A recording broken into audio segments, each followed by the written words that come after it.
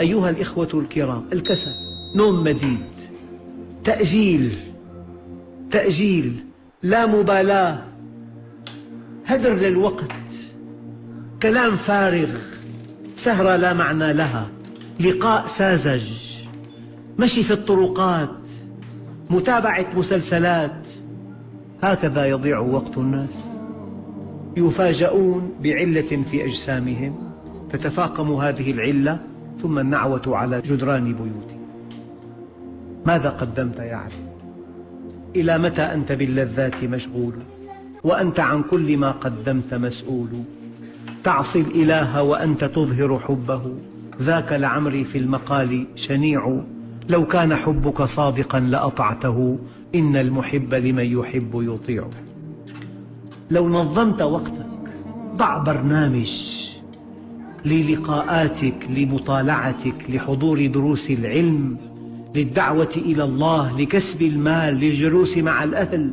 لا بد من برنامج، لا بد من تنظيم. الوقت لا ينتظر أحدا، الوقت يمضي، ما مضى فات، والمؤمل غيب، ولك الساعة التي أنت فيها. لا تملك إلا هذه الساعة، ما مضى فات، والمؤمل لا تملكه. كم من شاب مات قبل ما يتوقع، كم، عشرات. الوقت ثمين جدا. أنت بضعة أيام، كلما انقضى يوم انقضى بضع منك.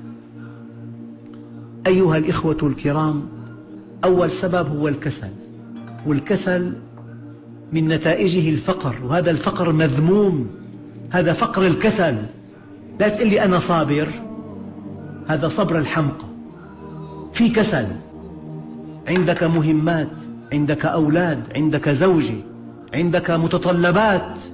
حينما تنظم وقتك وتسأل الله الرزق الحلال وتخرج من بيتك في وقت مبكر، الله عز وجل يتولى أن يرزقك رزقا حلالا طيبا. الكسل من صفات الشعوب المتخلفة. الكسل، كسل، جلوس، استلقاء، كلام فارغ. المؤمن وقته ثمين. دعي النبي عليه الصلاة والسلام للعب وكان طفلا صغيرا، فقال في سن مبكرة: أنا لم أخلق لهذا. هناك ألعاب تستهلك وقتا كثيرا. معظم الناس يلعبون الشدة والنرد، وهالألعاب هي للساعة 2 ل3 قاعدين يلعبون، يعني شيء لا يصدق. هؤلاء أشقى الناس. يا أيها الإخوة الكرام، هناك سبب كبير جدا لضياع الوقت، إنه عدم وجود هدف لك في الحياة. ما له هدف؟ هدفه أن يعيش، أن يأكل أكل، أن ينام، أن يجلس مع زوجته جلس معها، أن يجلس مع أولاده جلس. ما في هدف. لا يعلم لماذا هو في الدنيا. يقول لك يعني هذا قدرنا، جئت من أين ولكني أتيت، فرأيت قدامي طريقا فمشيت. كيف جئت؟ كيف أبصرت طريقي؟ لست أدري. قال: ولماذا لست أدري؟ هذا إنسان سخيف، إنسان يعيش على هامش الحياة، إنسان لا يستطيع أن يفعل شيئا.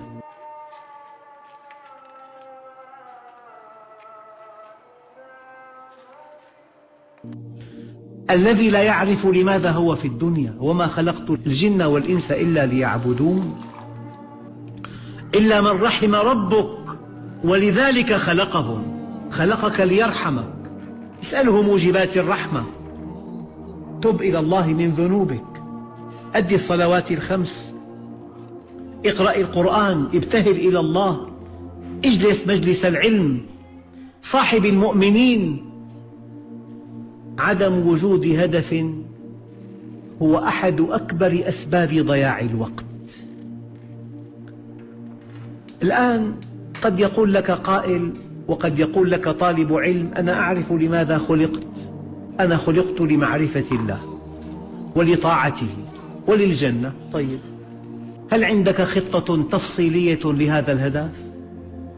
العلماء قالوا: الأهداف من دون خطط أحلام وأمنيات، والله جل جلاله لا يتعامل معنا بالأماني، ليس بأمانيكم ولا أماني أهل الكتاب، من يعمل سوءا يجزى به أبدا.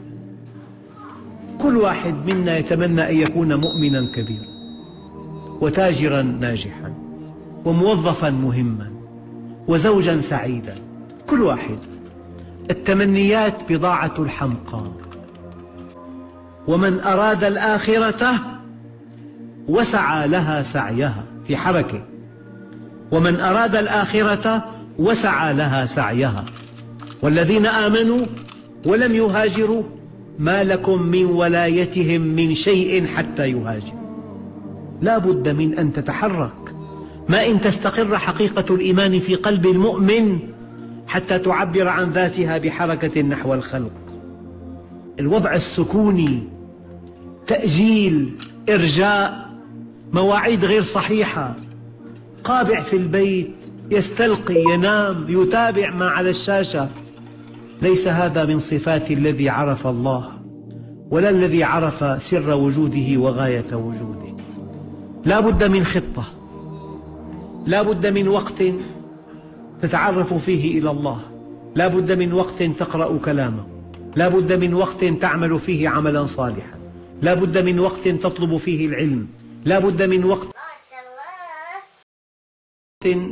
تجلس فيه مع أهلك وأولادك، لا بد من وقت تكسب فيه المال، لا بد من تنظيم الأوقات. أيها الإخوة الكرام، وأحد أسباب ضياع الوقت سوء التنظيم. هناك إنسان مركزي يفعل كل شيء بنفسه ولا يثق بأحد، هذا ما حاله؟ يستهلك وقتا كبيرا جدا لإنجاز قليل جدا. هذا العمل قد يقوم به ابنك، دعه له، قد تقوم به زوجتك، دعه لها. لا بد من أن تعمل عملا بمستوى إمكاناتك. أما إذا عملت عملا يقوم به من هو دونك بكثير فهذا من سوء التنظيم وسوء التخطيط. معنى ذلك يمكن أن يضيع وقت كثير بإنتاج قليل. إذن لا بد من مدافعة الكسل، ولا بد من وجود هدف كبير يستقطب جهدك واهتماماتك، ولا بد من وجود خطة لتحقيق هذا الهدف، ولا بد من حسن تنظيم هذه الخطة. وشيء آخر يضيع الوقت ليس من قبلك، من قبل الآخرين.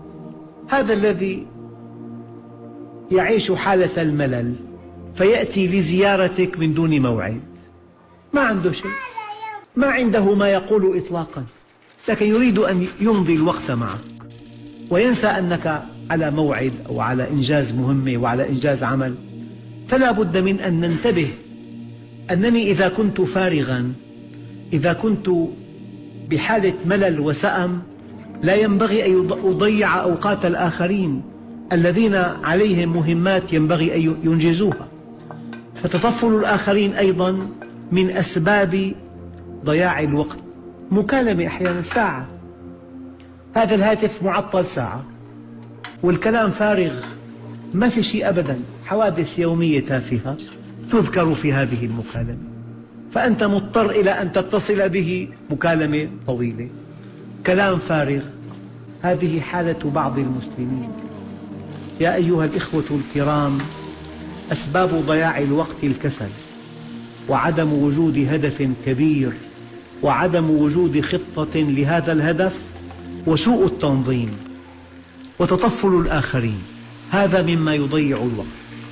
الآن من زاوية إيمانية، أنت حينما تزكي على وقتك، كيف أنك تزكي مالك؟ كيف أنك تنفق بعضا من مالك والرد الإلهي يحفظ الله لك بقية مالك؟ أنت إذا أنفقت بعض وقتك فيما أمرت يحفظ الله لك بقية وقتك. إذا أديت الصلوات فأنت تزكي وقتك، إن أديت العبادات فأنت تزكي وقتك. إن عملت عملا صالحا في وقت ثمين يبارك الله لك في بقية وقتك، يحفظ الله لك بقية وقتك. يعني الله عز وجل قادر أن يتلف لك وقتا طويلا بلا سبب. الإنسان إذا ظن على ربه أن يؤدي العبادات وأن يعمل الصالحات وأن يتعلم القرآن، إذا ظن على ربه أن يستهلك وقته فيما خلق له، أدبه الله عز وجل بأن يتلف له وقتا مديدا بلا فائدة.